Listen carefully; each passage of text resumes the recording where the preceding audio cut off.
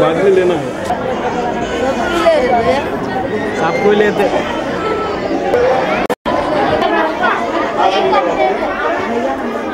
आपसे तो मेहरबानी।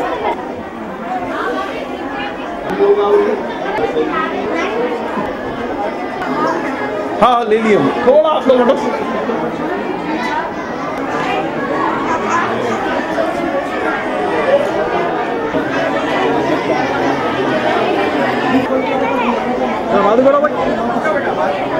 से ये पिछले 10 सालों से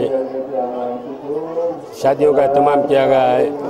आज 8 शादियां हैं, जिसमें 6 मुस्लिम 2 हिंदुओं की शादियां हैं।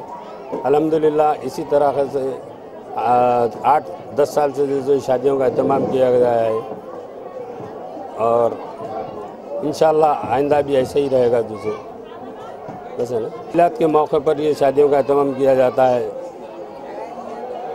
इंशाअल्लाह जैसे आने वाले सालों में भी इसी तरह का जैसे